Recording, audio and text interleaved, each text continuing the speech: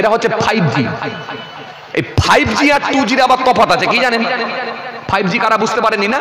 5G কারা আমি আপনাকে ধরিয়ে দিচ্ছি, ভালো করে শোনেন।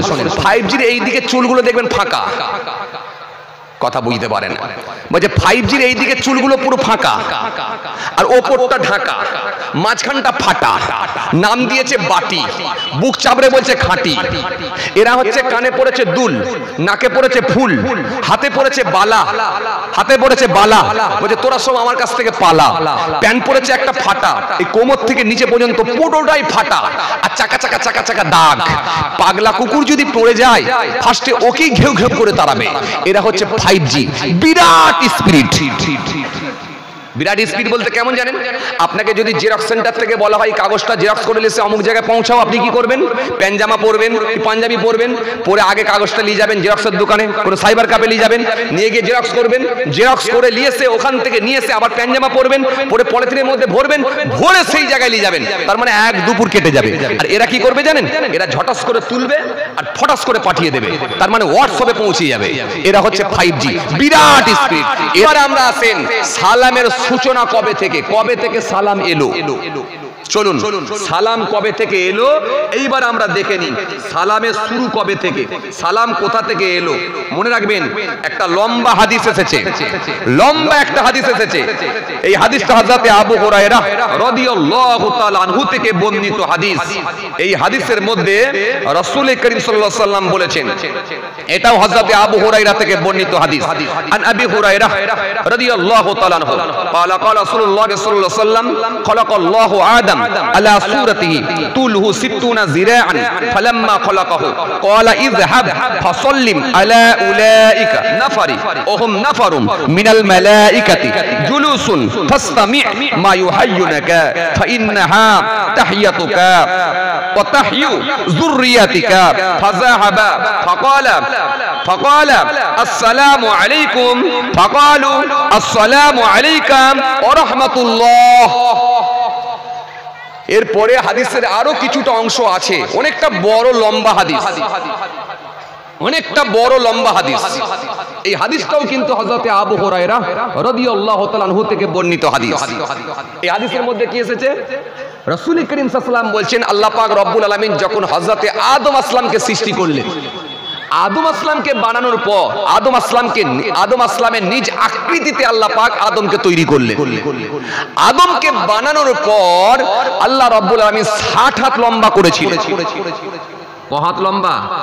60 হাত লম্বা করার পর আল্লাহ রাব্বুল আলামিন যখন আদমের মধ্যে রূহ দিয়েছিলেন, আত্মা দিয়েছিলেন, দিয়ে আল্লাহ পাক রব্বুল আলামিন বললেন যাও আদম ওই অবস্থানরত ফেরেশতাদেরকে গিয়ে তুমি সালাম দাও। আর ফেরেশতারা কি উত্তর দেয় সেটাকে তুমি শুনে নাও, অর্থাৎ শ্রবণ করো, কারণ তোমার দেওয়া সালাম আর তাদের দেওয়া জবাব এটাই আমি আল্লাহ কিয়ামত পর্যন্ত তোমার আওলাদদের মধ্যে আমি আল্লাহ চালু করে দেব। জোরে বলেন না। রাসূল করিম সাল্লাল্লাহু আলাইহি ওয়াসাল্লাম এই হাদিসের মধ্যে বলছেন কি, হযরত আদম আসলাম গেলেন, গিয়ে সালাম দিলেন, কাকে? ওই অবস্থানরত ফেরেশতাদেরকে গিয়ে সালাম দিলেন, কি বলেন? আসসালামু আলাইকুম।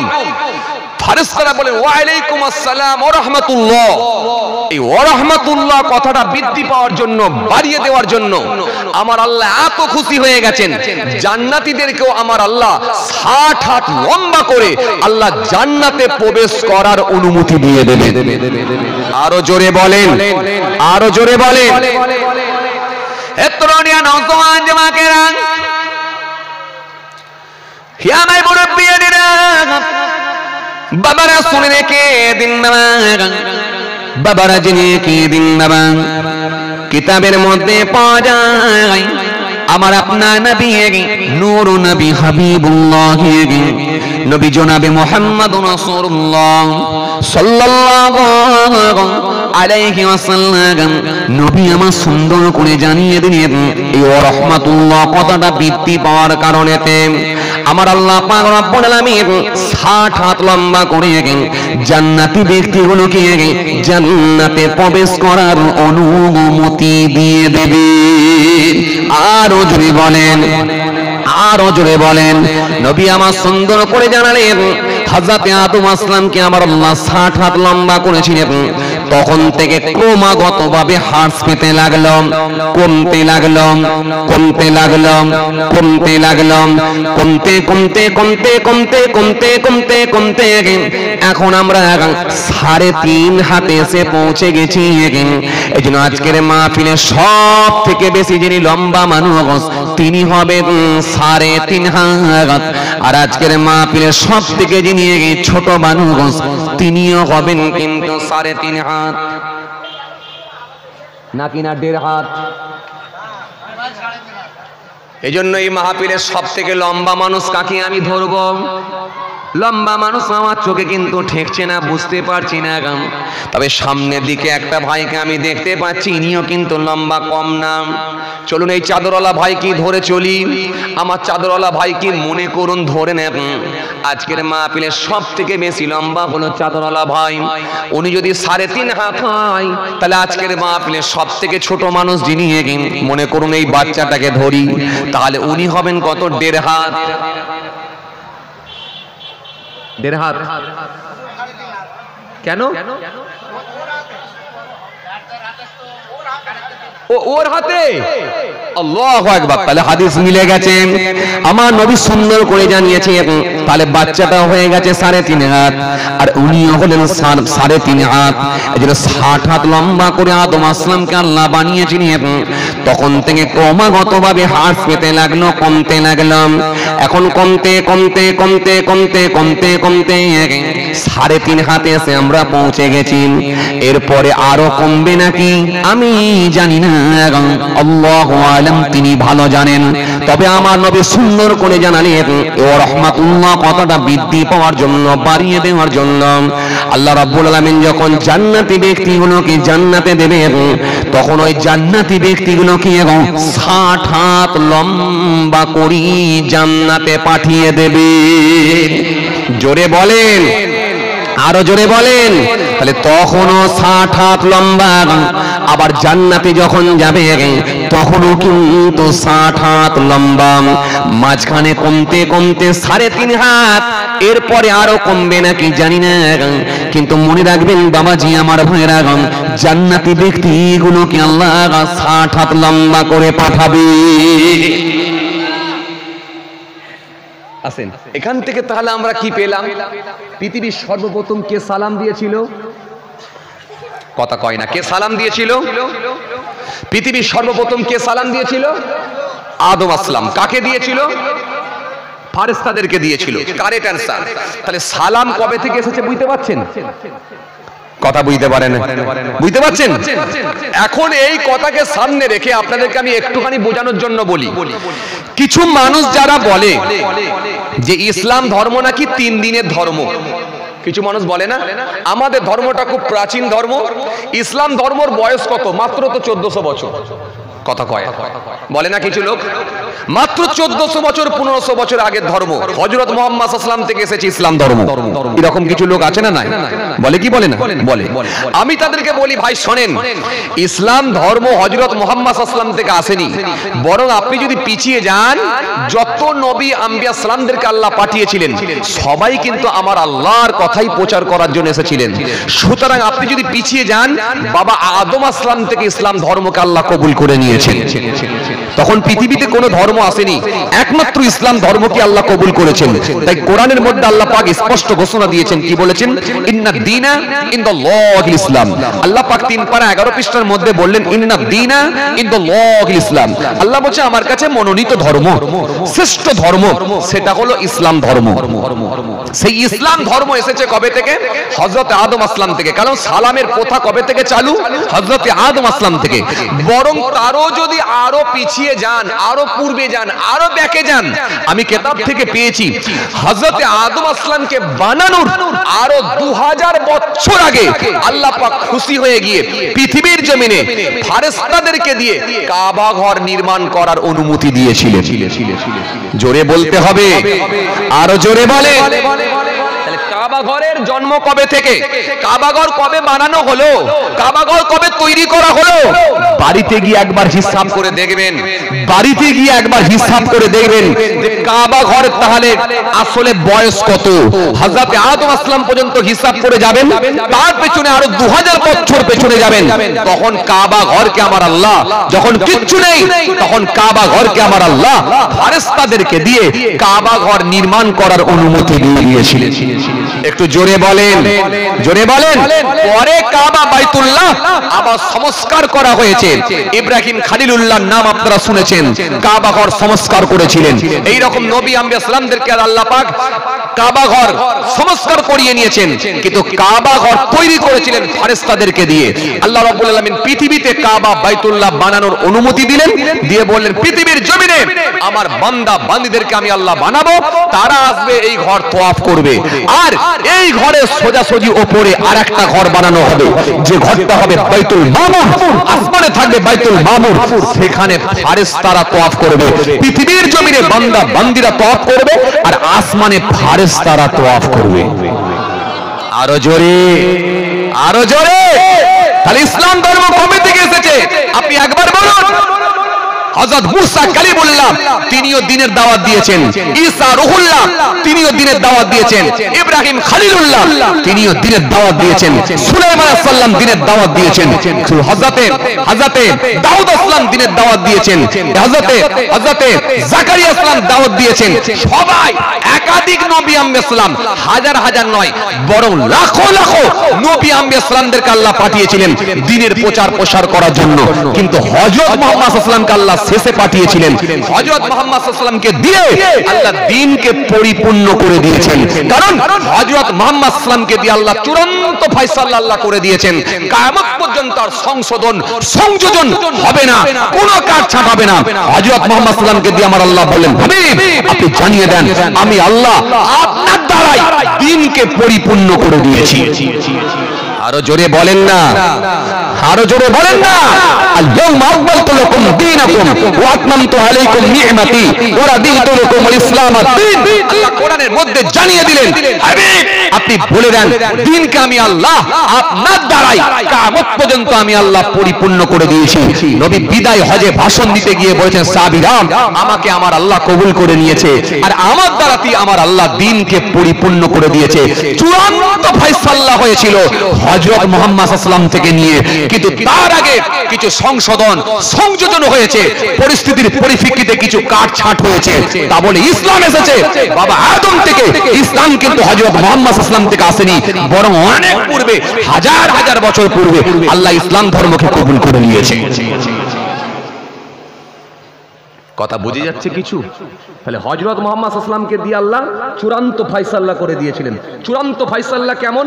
আপনাকে আমি একটা মিসাল দিচ্ছি, আপনার মাথায় ঢুকে যাবে। পরিস্থিতির পরিপ্রেক্ষিতে কিছু কাটছাঁট হয়েছিল, ভালো করে শোনেন। যেমন মদ সম্পর্কে আপনাকে ভালো করে বোঝানোর চেষ্টা করছি, ভালো করে খেয়াল করেন। যেমন মদ সম্পর্কে কোরআন শরীফের মধ্যে কম বেশি আল্লাহ পাক 3 থেকে 4টে আয়াত দিয়েছিলেন। মদ সম্পর্কে কোরআন শরীফের মধ্যে 3 থেকে 4টে আয়াত দিয়েছিলেন। প্রথমে একটা সময় যখন মানুষ খুব বেশি বেশি মদের সঙ্গে সম্পৃক্ত হতো, মদে হাবুডুবু খেত, আল্লাহ রাব্বুল আলামিন তখন কিন্তু ডাইরেক্ট হারাম করেননি, বরং আল্লাহ আয়াত দিয়ে জানালেন, হাবিব ওদেরকে জানিয়ে দেন যে এর মধ্যে কোনো উপকারিতা নাই, এর মধ্যে যা আছে ক্ষতির দিকটাই বেশি। মদে কোনো উপকারিতা নাই, এর মধ্যে কোনো উপকার নাই, বরং ক্ষতির দিকটা বেশি। যখন এই আয়াত দিয়েছেন, কিছু মানুষ তারা সংযত হয়ে গিয়ে বলল, যার ভেতরে উপকার নাই সেটা খাবো কেন? আর কিছু মানুষ বলল, সরাসরি যখন হারাম হয়নি, নিষিদ্ধ হয়নি, খাবনি কেন? দুটো দল হয়ে গেল, কিছু কমে গেল, কিছু খেতে লাগলো।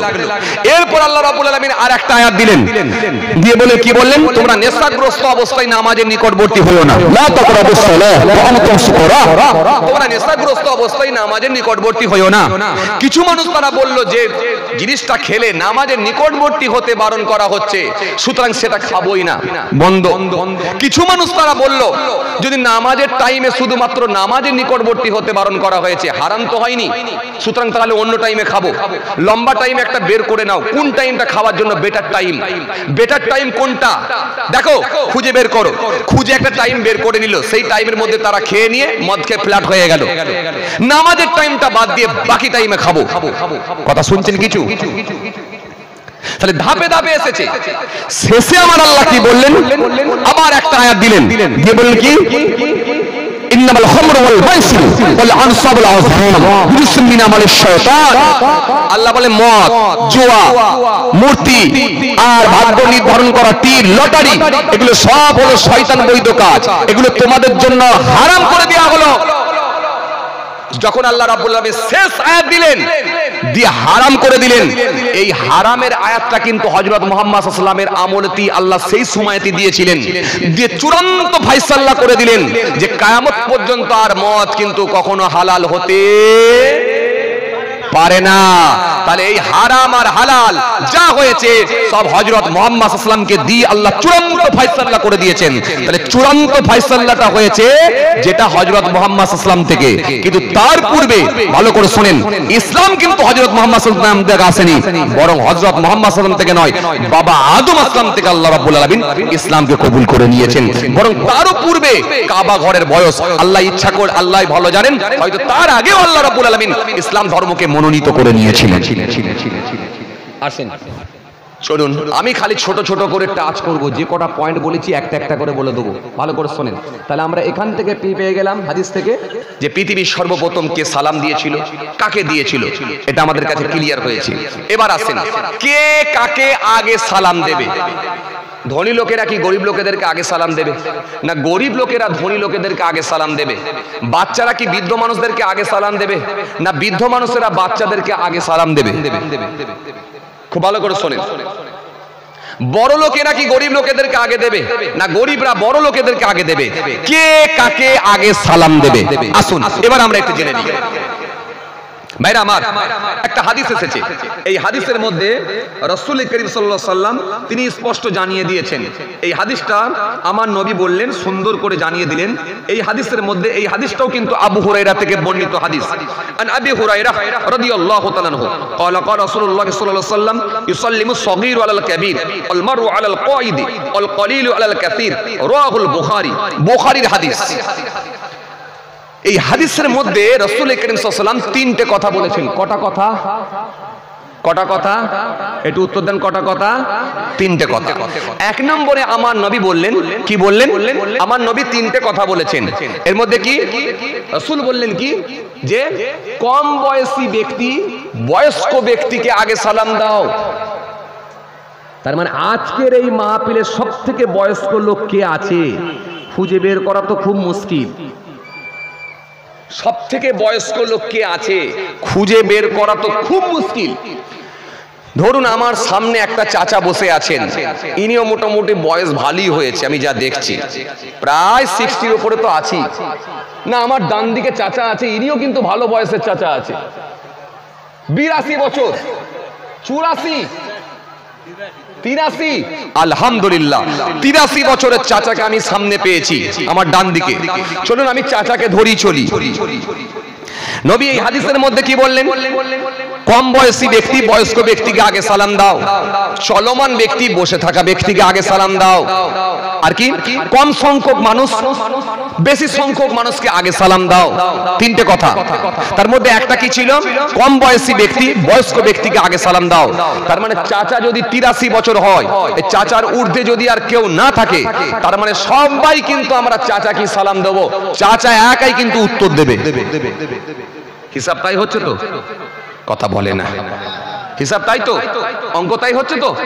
এখন চাচার কাছে আমার একটা কোশ্চেন, চাচা সবাই যদি আপনাকে সালাম দেয়, যত লোক সামনে দিয়ে যাচ্ছে সবাই সালাম দিচ্ছে আসসালামু আলাইকুম, আপনি বলছেন ওয়ালাইকুম আসসালাম, আবার বলছে আসসালামু আলাইকুম, আপনি বলছেন ওয়ালাইকুম আসসালাম, আবার বলছে আসসালামু আলাইকুম, ওয়ালাইকুম আসসালাম। এখন জীবনে যতদিন আল্লাহ আপনাকে বাঁচিয়ে রাখবে সবাইয়ের কি উত্তরও দেবেন নাকি না মাঝে মধ্যে সালাম দেবেন? কি বলছে? বিরাট চালাক লোক কিন্তু চাচা, 42 বছর ইমামতি করেছে, আলহামদুলিল্লাহ। তাহলে তো বাবা এই তো যেমন তেমন লোককে আমি বলিনি। হ্যাঁ, আল্লাহু আকবার, আল্লাহু আকবার। 48 বছর, আল্লাহু আকবার, 48 বছর ইমামতি করেছেন। যোগ্য মানুষ 38 38 বছর 38 বছর ইমামতি করেছেন, যোগ্য মানুষ, প্রবীণ আলেম। তাহলে চাচাকে এটা বলা ঠিক হলো না, সামনে থেকে কাউকে বললি ভালো হতো মনে হয়। যাক, ধরে নিয়েছি, মানে চাচা কি বলছেন যে আমি কানে যেটা শুনবো সেটাই করব। যদি আগে কেউ সালাম দেয় তার মানে উত্তর দেবো, আর যদি সুযোগ হয় বলছে আগে দেবো। এখন আপনারা কি একই মত? কথা বলেন, আপনারাও একমত? একমত বলছে যদি আগে শুনি আগে দেবো, আর না হলে যদি সুযোগ হয় আগে দেবো। আগে যদি কেউ দেয় সালামের জবাব দেবো, আর না হলে সুযোগ হলে আগে দেবো। তার মানে দিতেও রাজি আর শুনতেও রাজি, উত্তর দিতেও রাজি, নিজে আগেও দিতে রাজি। মুশকিল মুশকিল মুশকিল। তার মানে আগে যে উত্তর দেবো তা না, জবাব দেবার আগেও যদি চেষ্টা করব সালাম দেওয়া যায় তাহলে সালামও দিয়ে দেবো। তার মানে দুটোতেই রাজি। এই কথাকে সামনে রেখে আপনাদের সামনে একটা কথা বলি, ভালো করে শোনেন। আমরা যখন মাদ্রাসায় পড়াশোনা করতাম, আমরা যখন মাদ্রাসায় পড়তাম, আমরা যখন ক্লাসের মধ্যে বসতাম, আমরা যখন বেঞ্চিতে বসে থাকতাম, আমাদের উস্তাদগুলো, আমাদের হুজুরগুলো যখন ক্লাস নেওয়ার জন্য ক্লাসের মধ্যে প্রবেশ করত, ওই সময় আমরা ছাত্ররা উঠে দাঁড়িয়ে পড়তাম, দাঁড়িয়ে হুজুরের দিকে লক্ষ্য করে বলতাম আসসালামু আলাইকুম। হুজুর জবাব দিতেন ওয়া আলাইকুম আসসালাম। ঠিক বলছি তো নাকি? হ্যাঁ, হুজুর এবারে এসে চেয়ারের উপরে বসতেন, চেয়ার উপরে বসে পড়ে হুজুর বলতেন বাবা তোমরা কেমন আছো, বাবা তোমরা কিতাব বের করো, আজকে কোথা থেকে পড়া হবে তোমরা এবারে কিতাব বের করো। তখন আমরা এবারে কিতাবটা বের করতাম। তাহলে আমরা কিন্তু আগে সালাম দিয়েছি, হুজুর কিন্তু জবাব দিয়েছি। কিন্তু নবীর হাদিস থেকে পেলাম কি, কম বয়সী ব্যক্তি বয়স্ক ব্যক্তিকে আগে সালাম দাও।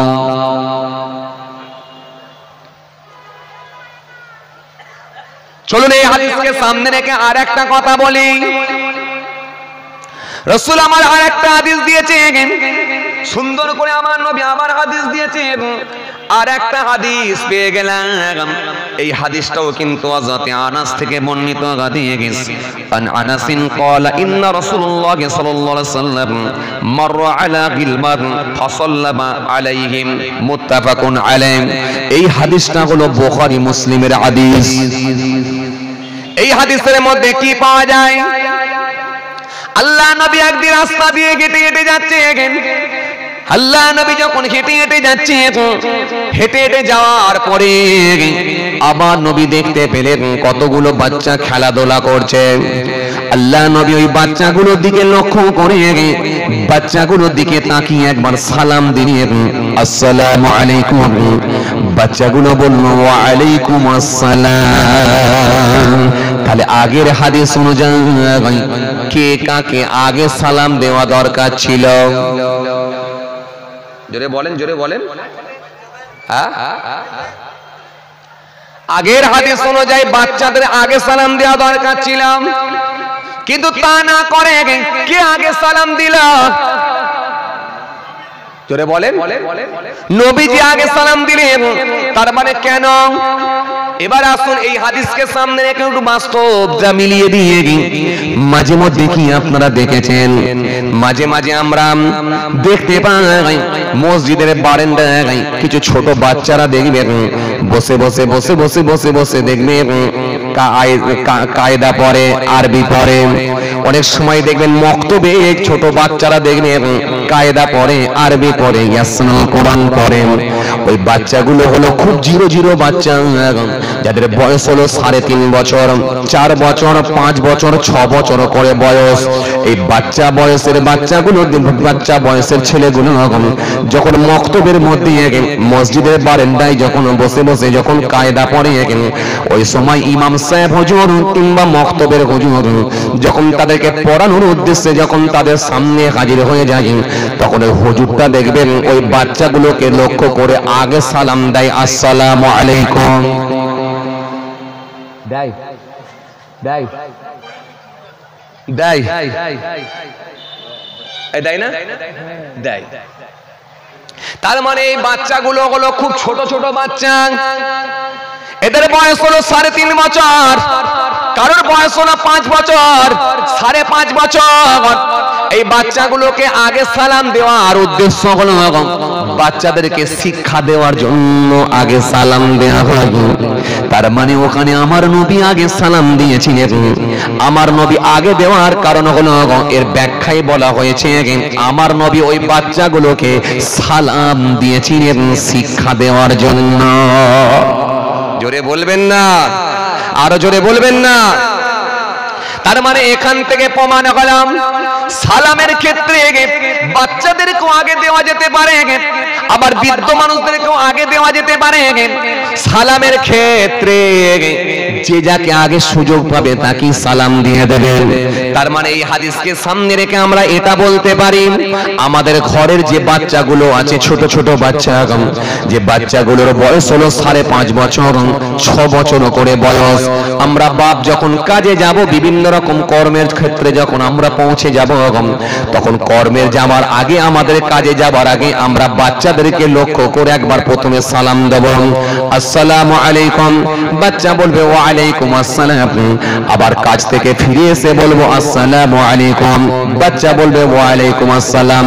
এরকম ভাবে 2 দিন 3 দিন 4 দিন 5 দিন 6 দিন দিতে দিতে দেখবেন একদিন ওই বাচ্চাটা দেখবেন আপনাকে আগে সালাম দেবে, আসসালামু আলাইকুম। বাপকে আগে সালাম দেবে। সুতরাং আমরা ইচ্ছা করলে এই প্রথা আমাদের মধ্যে চালু করে দিতে পারি। স্বামী স্ত্রীকে সালাম দিতে পারে, স্ত্রী স্বামীকে সালাম দিতে পারে, বাপ বেটাকে সালাম দিতে পারে, বেটা বাপকে সালাম দিতে পারে।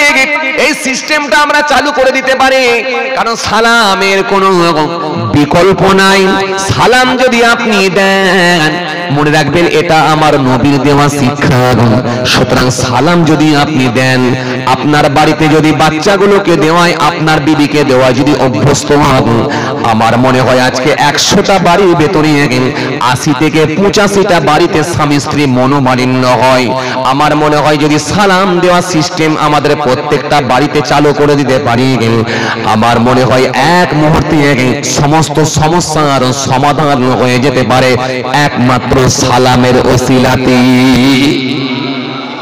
আপনি যখন কাজে যাবেন, বউয়ের সঙ্গে মনোমালিন্য হয়েছে কিছু একটা বিষয়কে কেন্দ্র করে, আর আপনি যখন ফিরে আসছেন এসে আপনার বিবির দিকে তাকিয়ে যদি বলেন আসসালামু আলাইকুম, বিবি বলবে ওয়া আলাইকুম আসসালাম, অটোমেটিক্যালি দেখবেন বিবির মনটা নরম হয়ে যাবে।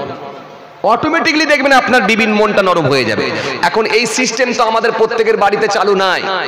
এখন যদি বলা হয় বাড়িতে সালাম দিয়ে অভ্যাস করো, তোমার বিবিকে সালাম দাও, তখন যুবক ছেলেটা উঠে দাঁড়িয়ে বলছে হুজুর সালাম দেবো, বউকে সালাম দেওয়া যায়? বউকে সালাম দিলে লজ্জা লাগে না? হ্যাঁ, বউকে সালাম দিলে আবার বলে লজ্জা লাগে। বিবির হাতে তরকারি খেয়ে নাম করছেন, লজ্জা লাগে না? বিবির মন ভালো আছে, আপনার মন ভালো আছে, কত রকমের মজিয়ে মজিয়ে গল্প করছেন, তার বেলায় লজ্জা লাগে না। আর আপনি বিবিকে সালাম দিচ্ছেন তো লজ্জা লাগছে। হ্যাঁ, আজকে আমরা কোথায়? সালামই একমাত্র পারে, এর কোনো বিকল্প নাই, কোনো বিকল্প নাই। একটা অপরিচিত ব্যক্তি মুহূর্তের মধ্যে পরিচিত হয় এক সালামের ওসিলায়। কথা ঠিক বলছি না ভুল বলছি? কথা ঠিক না ভুল বলেন? আপনি যখন এখান থেকে তেতুলিয়া মোড় মাথায় যখন দাঁড়াবেন, বাস স্ট্যান্ডে দাঁড়াবেন, একটা অপরিচিত ব্যক্তি আপনার সামনে দাঁড়িয়ে আছে, দেখে আপনি বুঝতে পারলেন লোকটা মুসলমান। আপনি তাকে একটু আগিয়ে গিয়ে সালাম দিলেন, আসসালামু আলাইকুম। লোকটি বলল ওয়া আলাইকুম আসসালাম। আপনাকে জিজ্ঞাসা করলো ভাই আপনার বাড়ি কোথায়? বলছে আমার বাড়ি হলো কি বলে রামগোবিন্দপুর, গোবিন্দপুরে আমার বাড়ি। তখন আপনি ওকে জিজ্ঞাসা করেন ভাই আপনার বাড়ি কোথায়? তখন ও বলছে ভাই আমার বাড়ি হচ্ছে, হ্যাঁ আমার বাড়ি হচ্ছে বালতিতে আমার বাড়ি। তো যাবেন কোথায়? বলে আমি যাচ্ছি মেয়ের বাড়ি। তো মেয়ের বাড়ি কোথায়? বলে মেয়ের বাড়ি হচ্ছে দেগঙ্গা কার্তিকপুর। তো মেয়ের বাড়ি যাচ্ছেন, বাহ ভালো কথা। তো আপনাকে তাহলে কবে ফিরবেন? কালকে। বলে দেখা যাক, কালকে আসার তো চিন্তা ভাবনা নিয়েছি। এখন নাতি আর নাতনিটা খুব বেশি বেশি করে ফোন করছে, হয়তো কালকে নাও হতে পারে, পরশু দিনেও হতে পারে। তো যাক ভালো, মাশাআল্লাহ। তো আপনার তাহলে ছেলে মেয়ে কটা? বলে আমার এক ছেলে এক মেয়ে, দুটোই বিয়ে হয়ে গেছে। তো ভালো কথা, মাশাআল্লাহ, দুটোই বিয়ে হয়ে গেছে। বলে হ্যাঁ। তো আপনাকে জিজ্ঞাসা করছে আপনি কোথায় যাবেন? বলে আমার গোবিন্দপুরে বাড়ি। যাবেন কোথায়? বলে আমি যাচ্ছি কলকাতায়। ফিরবেন কবে? বলে 1.5 মাস পরে ফিরবো। তো 1.5 মাস পরে ফিরবেন কলকাতা থেকে? কেন, কি করেন ওখানে? বলে এখানে আমি কাজ করি। এই এক কথা দু কথা হতে হতে অনেক গল্প হয়ে গেল। অনেক গল্প হয়ে যাওয়ার পরে বলছে আপনার ছেলে মেয়ে কটা? বলে আমার ছেলে মেয়ে, আমার 3টে ছেলে মেয়ে, 3টি ছোট পড়াশোনা করছে, 3টি আমার ছেলে মেয়ে পড়াশোনা করছে, বাড়িতেই আছে। তো ভালো কথা, মাশাআল্লাহ। এই এক কথা দু কথা হতে হতে অনেক কথা হয়ে যাওয়ার পরে তখন বললো তাহলে এক কাজ করেন ভাই, এই আপনার একটু মোবাইল নাম্বারটা আমাকে দেন। এত গল্প যখন হলো তাহলে আপনার মোবাইল নাম্বারটা একটু নিয়ে রাখি, ভালো লাগবে মাশাআল্লাহ, মাঝে মধ্যে কথা বলবো। কোনোদিন হয়তো আপনি আমার বাড়িতে এলেন, আমি আপনার বাড়িতে গেলাম, এই একটা সালামের ওসিলায় দেখেন তার মোবাইল নাম্বারটা আপনার মোবাইলে উঠে গেল, উঠে গিয়ে মহব্বত আন্তরিকতা বেড়ে গেল এক সালামের ওসিলায়। এই সালামের কোনো বিকল্প নাই। আর যদি বলে সালামের বিকল্প, আমি আপনাকে প্রমাণ করব সালামের কোনো বিকল্প নাই। আপনি ফজরের নামাজ পড়ে বেরিয়েছেন, হঠাৎ করে শুনছেন যে আপনার পুকুরের মাছ চুরি হয়ে গেছে। চাচাটা বুড়ো মানুষ, বয়স্ক লোক, রেগে যাবে, রাগান্বিত হবে, হওয়ারই কথা। এখন চাচা রেগে গিয়ে ফেড আপ হয়ে গিয়ে কাঁধে যে ঘাড়ে যে গামছাটা থাকছিল, ওই গামছাটা নিয়ে কপালে বেঁধে ফেলেছে। বেঁধে হাতে যে লাঠিটা ছিল জমিনের উপরে চাপ দিয়ে হাঁটতো, সেই লাঠিটাকে ভালো করে তুলে হাঁটছে। মানে সেদিনই 2 পায়ে হাঁটছে, প্রত্যেকদিন 3 পায়ে হাঁটে, সেদিনই কিন্তু রাগের কারণে 2 পায়ে হাঁটছে, পুরো রেগে গরম। এখন রেগে গিয়ে চাচা লাঠিটা তুলে ধরেছে, খালি মনে মনে ভাবছে যে লোকটা মাছ চুরি করেছে যদি পাই না থেতো করে ফেলবো। আর অমনি পাশের পাড়ার একটা ছেলে, সে ইংলিশ মিডিয়ামে পড়ে, এখন চাচাকে দেখতে পেয়ে বলছে চাচা গুড মর্নিং চাচা। আর চাচা কি বলবে? মাথা গরম হবে না? হবে কি হবে না? হাতে লাঠি ছিল, দেখেছিস এমন ঝাড়বো না পুরো মাথা একেবারে গরম করবি নি, আমার এমনি মাথা গরম হয়ে আছে। তখন ছেলেটা ভয়ে ছুট বাপকে গিয়ে বলছে বাপ, আব্বা আমি তো গুড মর্নিং দিলাম, চাচা রেগে গেল কেন? বলে বাবা ওটা যখন তখন দেয়া যায় না। বলে যখন তখন দেয়া যায় না? ও আচ্ছা বুঝতে পেরেছি, সকালবেলা তো দিলাম। বলে না বাবা বুঝে দিতে হয়। তখন বলছে ও বুঝে দিতে হয়? বলে হ্যাঁ। তখন ছেলেটা চুপ করে গেল। আচ্ছা এইবারে বলেন, ওই চাচা আল্লাহ না করেন ওই চাচার পুকুরের মাছ যদি চুরি হয়ে যেত, এটা তো দূরের কথা, ওই চাচার যদি ছেলে মরে যেত, আল্লাহ না করেন চাচার যদি ছেলে মরে যেত, ওই চাচাকে এসে ওই ভাইপোটা যদি এসে বলতো আসসালামু আলাইকুম, এখন আপনারা বলেন ওই চাচা সালামের জবাব দিত নাকি না বলতো লাঠির বাড়ি পেটাবো? কি বলতো? অবশ্যই দিত, কারণ এই শিক্ষাটা আমার নবী দিয়েছেন, এই সালামের কোনো বিকল্প হয় না। আর যদি করতে যান তাহলে আপনি নিজে ফেঁসে যাবেন। যদি বলেন কেমন করে, আপনাকে আমি একটা কথা বলি, ভালো করে শোনেন, খুব ভালো করে শোনেন। মনে করুন আপনার ছেলে আছে কোথা? রামগোবিন্দপুরে, গোবিন্দপুরে আছে, আপনি আছেন কোথা? কলকাতায়। ফোন লাগালেন আপনার ছেলেকে, ফোন এসে পৌঁছে গেল। হায়ার সেকেন্ডারি পরীক্ষা দেবে আপনার ছেলেটা, যথেষ্ট বুদ্ধি হয়েছে, ছেলেটা ফোনটা ধরেছে। আপনি বলে হ্যালো বেটা কেমন আছিস? হ্যাঁ। ও বলছে আব্বা আমি ভালো আছি, তুমি কেমন আছো? বলে হ্যাঁ ভালো আছি। তোর মা কোথা? বলে মা তো রান্নাঘরে রান্না করছে। বলে ও আচ্ছা আচ্ছা, তোর মাকে একটা খুশির সংবাদ দিতুম, যাক তুই বড় হয়েছিস তো কি বলি তাহলে? বলে কি আব্বা? বলে তোর মাকে বলবি আমি যে কোম্পানির আন্ডারে সার্ভিস করতাম না, কোম্পানি আমার স্যালারি বাড়িয়ে দিয়েছে, তার মানে আগামী মাস থেকে 17,000 হবে। 15,000 টাকা দিচ্ছিল, 17,000 টাকা হবে, তার মানে আমার স্যালারি বেড়ে গেছে। তোর মাকে একটু বলবি আমার প্রমোশন হয়েছে। যখন বলেছে প্রমোশন হয়েছে, স্যালারি বেড়ে গেছে, তখন এই ছেলেটা ফোন ধরি বলছে ওয়াও। এখন যেই ওয়াও করে উঠেছে, ওর মা রান্নাঘরে ছিল, ছুটে এসে বলছে ছেলেটা চিৎকার মারলো কেন? এখন ওর মা এসে হাজির হয়েছে, এসে বলছে বেটা কি হলো রে, এরকম চিৎকার করছিস? বলছে আব্বা, মা বলুনি, আব্বা ফোন করেছে, আব্বার মাইনে বেড়ে গেছে, টাকা বেড়ে গেছে, 17,000 টাকা হয়ে গেছে। যখন বলছে 17,000 টাকা হয়ে গেছে, তখন ওর মা এখান থেকে বলছে ও মাই গড। তাহলে ও বলল ওয়াও আর ও বলল ও মাই গড। এই ওয়াওটা হয়তো আপনারা বয়স্ক লোক বুঝতে পারছেন না, কারণ আপনারা তো 2G। এই ওয়াওটা দেয় কারা জানেন? এরা হচ্ছে 5G। এই 5G আর 2G এর আবার তফাৎ আছে, কি জানেন? 5G কারা বুঝতে পারেননি না? 5G কারা আমি আপনাকে ধরিয়ে দিচ্ছি, ভালো করে শোনেন। 5G এর এই দিকে চুলগুলো দেখবেন ফাঁকা, কথা বুঝতে পারে না। বলছে 5Gর এইদিকে চুলগুলো পুরো ফাঁকা আর ওপরটা ঢাকা, মাঝখানটা ফাটা, নাম দিয়েছে বাটি, বুক চাপড়ে বলছে খাঁটি। এরা হচ্ছে কানে পড়েছে দুল, নাকে পড়েছে ফুল, হাতে পড়েছে বালা, হাতে পড়েছে বালা। বলছে তোরা সব আমার কাছ থেকে পালা।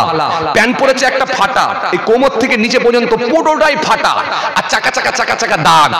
পাগলা কুকুর যদি পড়ে যায় ফার্স্টে ওকেই ঘেউ ঘেউ করে তাড়াবে। এরা হচ্ছে 5G, বিরাট স্পিরিট। বিরাট স্পিড বলতে কেমন জানেন? আপনাকে যদি জেরক্স সেন্টার থেকে বলা হয় কাগজটা জেরক্স করে এসে অমুক জায়গায় পৌঁছাও, আপনি কি করবেন? প্যান্ট-জামা পরবেন, পাঞ্জাবি পরবেন, পরে আগে কাগজটা নিয়ে যাবেন জেরক্সের দোকানে, কোনো সাইবার ক্যাফে নিয়ে যাবেন, নিয়ে গিয়ে জেরক্স করবেন, জেরক্স করে নিয়ে এসে ওখান থেকে নিয়ে এসে আবার প্যান্ট-জামা পরবেন, পরে পলিথিনের মধ্যে ভরবেন, ভরে সেই জায়গায় নিয়ে যাবেন। তার মানে এক দুপুর কেটে যাবে। আর এরা কি করবে জানেন? এরা ঝটাস করে তুলবে আর ফটাস করে পাঠিয়ে দেবে, তার মানে হোয়াটসঅ্যাপে পৌঁছে যাবে। এরা হচ্ছে 5G, বিরাট স্পিড।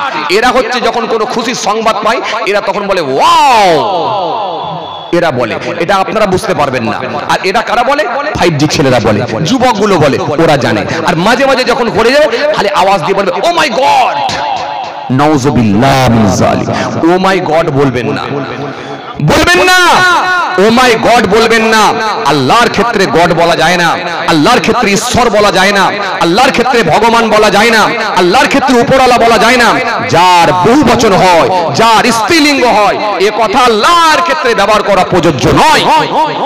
আল্লাহকে আল্লাহ বলুন, স্রষ্টা বলুন, সৃষ্টিকর্তা বলুন, মাবুদ বলুন, প্রভু বলুন, মালিক বলুন, রব বলুন, কোনো আপত্তি নাই। কারণ যেহেতু আল্লাহ নিজের পরিচয় নিজে তুলেছেন সূরা ইখলাসের মধ্যে, কুল হুয়াল্লাহু আহাদ, বলো যে আল্লাহ হলেন এক, আল্লাহুস সামাদ, তিনি বেনিয়াজ কারো মুতাফিক নন, লাম ইয়ালিদ, তিনি কাউকে জন্ম দেননি, ওয়া লাম ইউলাদ, তিনি কারো জন্মিত নন, ওয়া লাম ইয়াকুল্লাহু কুফুয়ান আহাদ, আকাশ জমিনে আল্লাহর সমকক্ষ আর কিছু নাই। কথা বোঝা গেল? তাহলে আপনি যদি ভগবান বলেন তার স্ত্রীলিঙ্গ হয় কি? ভগবতী। তাহলে যার স্ত্রীলিঙ্গ হবে, যার বহুবচন হবে, এ কথা কিন্তু আল্লাহর ক্ষেত্রে ব্যবহার করা যাবে না। যেহেতু তিনি ছিলেন এক, ছিলেন, আছেন, থাকবেন। তিনার পিতাও ছিল না, সন্তানও ছিল না, মাতাও ছিল না, তিনি একমাত্র ছিলেন, আছেন, থাকবেন। আপনি নিজের বিবেককে কোশ্চেন করেন না। দুটো যদি আল্লাহ হতো তাহলে গোলমাল হতো কি হতো না? কথা বলে না। দুটো আল্লাহ হলে গোলমাল হতো কি হতো না? একজন বলবে দিনের বেলা পানি দেবো, আর একজন বলবে না দিনের বেলা দেয় নাকি, রাস্তাঘাট সব কাদা হয়ে যাবে, লোকজন হাঁটাহাঁটি করবে, যাতায়াত করবে, অসুবিধা ফিল করবে। দরকার নেই রাতের বেলা 3টের সময় পানি দেবো, সব লোক যখন ঘুমোবে তখন আকাশ থেকে পানি দেবো, ব্যাস সকালের মধ্যে ক্লিয়ার হয়ে যাবে। তাহলে দুজন থাকলে গোলমাল হবে কি হবে না? হবে কি হবে না? কথা বলে না। একজন বলবে দিনের বেলা বজ্রপাত দেবো, আর একজন বলবে না রাতের বেলা দেবো। দিনের বেলা দেয় নাকি? লোকের মাথায় পড়ে গেলে লোক মরে যাবে, গোলমাল হবে, গোলমাল হবে। এই জন্য বহু খোদা, বহু আল্লাহ হতে পারে না, আল্লাহ এক। এই জন্য সুন্দরভাবে তিনি সুষ্ঠুভাবে সুন্দরভাবে পরিচালনা করছেন সবকিছু। চাঁদ চাঁদের জায়গায়, তারা তারার জায়গায়, সূরজ সূরজ জায়গায়, সূর্য সূর্যের জায়গায়, সুরাজ সুরাজের জায়গায়। সুতরাং একটার সঙ্গে আর একটা কোনো সংঘাত, অ্যাক্সিডেন্ট হতে পারে না। যেহেতু একজন তিনি নিয়ন্ত্রণ করছেন, তিনি সমস্ত কিছুকে সুন্দরভাবে পরিচালনা করছেন। এই জন্য কোনো সিস্টেমের গোলমাল নয়, কারণ তিনি হলেন এক, একক, ছিলেন, আছেন, থাকবেন। না তাখুযুহু সিনাতুন ওয়ালা নাওম, তিনি তন্দ্রা নাই, ঘুম নাই, আরাম নাই, বিশ্রাম নাই, সব বিষয়ে যিনি অবগত। ভাইরা আমার, চলেন পরের পাঠ। এইবার আপনাদের সামনে কি হলো, কে কাকে আগে সালাম দেবে ক্লিয়ার। এবার কোন কোন জায়গায় আমরা সালাম দেওয়া থেকে দূরে থাকবো, সালাম দিলে মাকরু হয়। এবার কোন কোন জায়গায় কালেকশন আমাকে দিয়ে করাবেন, পরের হুজুরকে দিয়ে করান, অনেক সময় পাবে।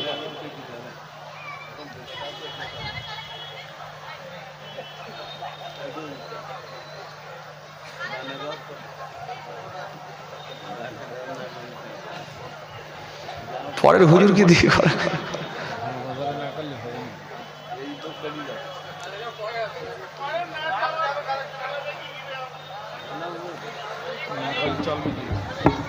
যাক, তাহলে ছেড়ে দিলাম ভাই।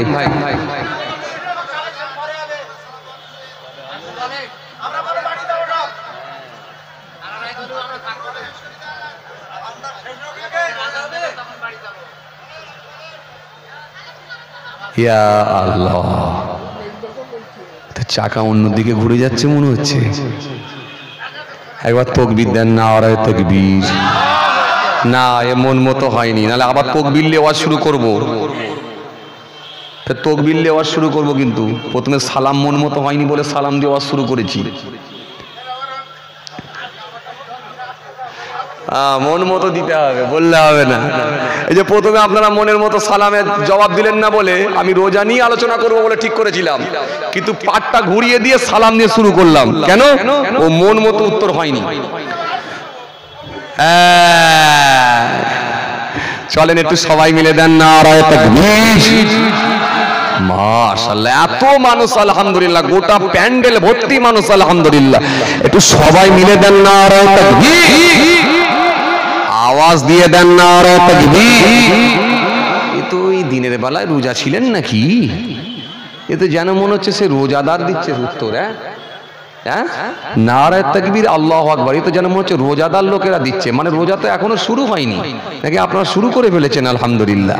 জি না, একটু সবাই মিলে দেন, জোরে দেন, আওয়াজ করে দেন, মহব্বতের সঙ্গে একটু উচ্চ আওয়াজে দেন নারায়ে তাকবীর। কেউ ফাঁকি মারবেন না। আমি মাহফুজুল্লাহ হোসাইনি, আমাকে লোকানো খুব সহজ, কিন্তু আমার আল্লাহকে লোকানো খুব কঠিন। কেন? নাহানু আকরাবু ইলাইহি মিন হাবলিল ওয়ারিদ, বান্দা তোদের গর্দানের রগের থেকে আমি আল্লাহ আরো নিকটে আছি। ফাইনামা তুআল্লু ফাসাম ওয়াজহুল্লাহ, বান্দা তোমরা যেদিকে তাকাও না কেন চারিদিকের মালিক আমি আল্লাহ। সেই আল্লাহকে রাজি করার জন্য আমরা সবাই মিলে উচ্চ আওয়াজে, সমস্বরে উচ্চ আওয়াজে সবাই মিলে আমরা আওয়াজ করে দিই, একবার দেন নারায়ে তাকবীর, আর জোরে নারায়ে তাকবীর। সিলসিলায়ে মুজাদ্দিদ জামাত, সিলসিলায়ে মুজাদ্দিদ জামাত, দাদা পীরের হক সিলসিলা, দাদা পীরের হক সিলসিলা, রাম গোবিন্দপুর গ্রামের বাস্তবিক সালে সব নারায়ে তাকবীর। দরুদ শরীফ আল্লাহুম্মা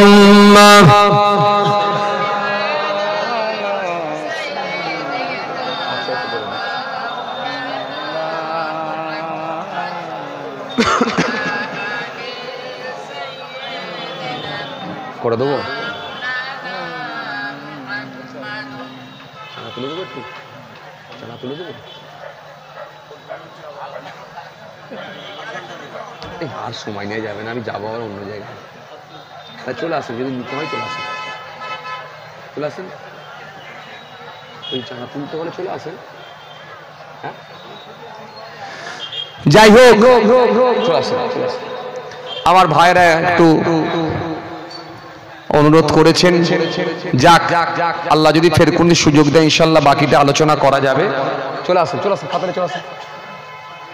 যাই হোক, এত বড় জলসা আলহামদুলিল্লাহ, বহু টাকা খরচ হয়।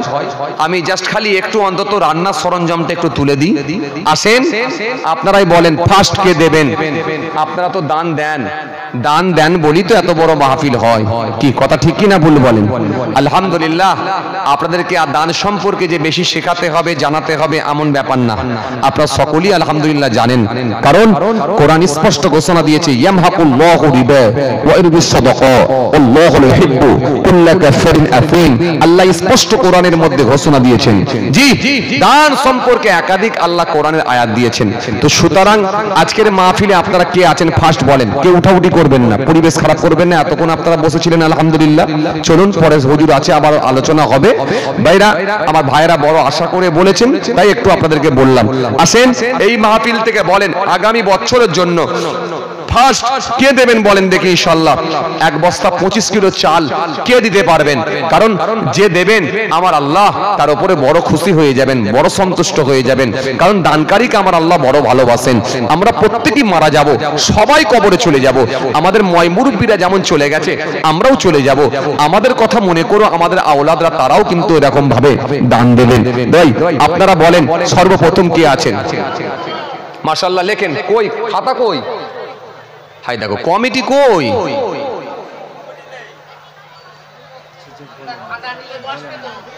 তো লেখেন।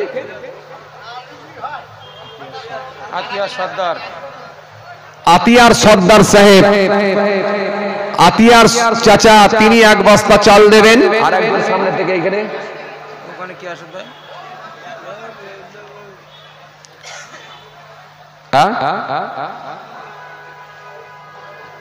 ওই চাচা, হ্যাঁ দিদার মন্ডল চাচা, আলহামদুলিল্লাহ, তিনিও দেবেন 1 বস্তা 25 কিলো চাল। দুইজনে পেয়েছি 2 বস্তা 25 করে 50 কিলো। তাকবীর দেন, নারায়ে তাকবীর। একটু সবাই মিলে দেন নারায়ে তাকবীর, জোরে দেন নারায়ে তাকবীর, আওয়াজ দেন নারায়ে তাকবীর। আল্লাহুম্মা আমিন। আল্লাহ রাব্বুল আলামিন আপনার বান্দাদের দানগুলোকে কবুল করে নেন, রুজিতে বরকত দেন, হালাল মালেতে বরকত দিন। বয় মুরব্বি, দাদা, নানা, নানি যারা কবরে চলে গেছে তাদের কবরগুলোকে নূরানূর দিয়ে ভরিয়ে দিন। কাল কিয়ামতের ময়দানে রাসূলুল্লাহর শাফাআত নসিব করে দিন, আমিন। লা ইলাহা ইল্লাল্লাহ মুহাম্মাদুর রাসূলুল্লাহ। ও বাবাজি, আমার ভাইরা, 2 বস্তা হয়েছে। এরই মাঝখান থেকে আরেকজন কেউ আছেন নবীর ভালোবাসা মই মুরব্বিদের কথা মনে করেন। 1 বছর পরে এর মাঝখান থেকে কি আর একজন হবে 25 কিলো চাল দেবেন।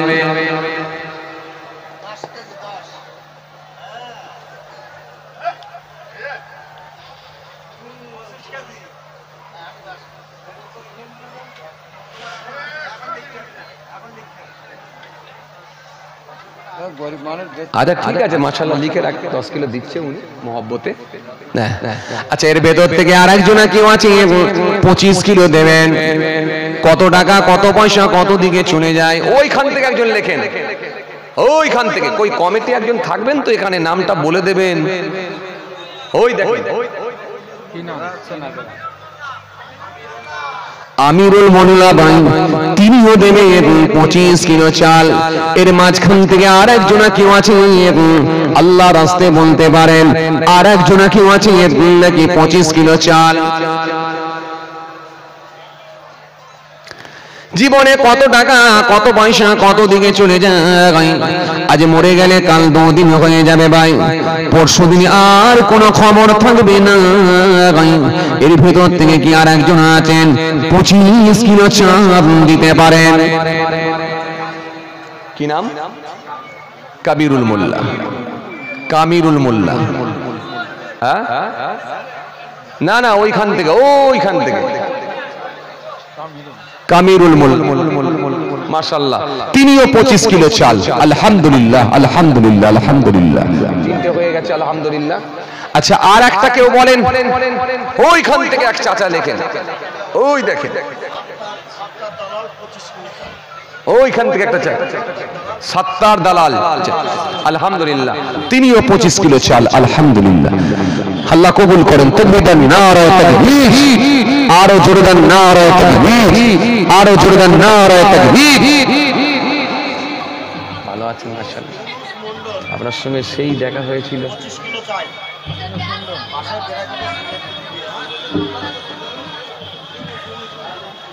হাসনাবাদ পার্কে দেখা হয়েছিল মাদ্রাসাতে। আচ্ছা, লিখেছেন ইউনুস মন্ডল ভাই 25 কিলো চাল। মাশাআল্লাহ, ইউনুস মন্ডল ভাই 25 কিলো চাল। ওখান থেকে চাচা লিখেছে, দেখেন।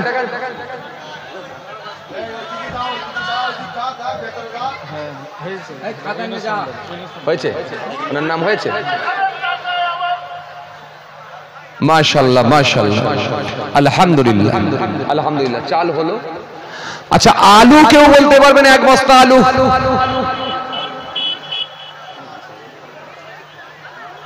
এক বস্তা আলু বলেন, ঝট করে বলেন, দেরি করবেন না। কি আছেন দেখি? 1 বস্তা আলু।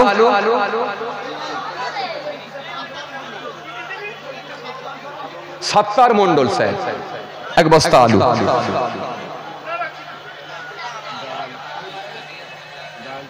আচ্ছা, আর একজনা কেউ বলেন 1 বস্তা আলু। আমি এক্ষুনি ছেড়ে দেবো, আর সময় নেব না, আমার পরবর্তী বক্তা এসে গেছে, আলহামদুলিল্লাহ।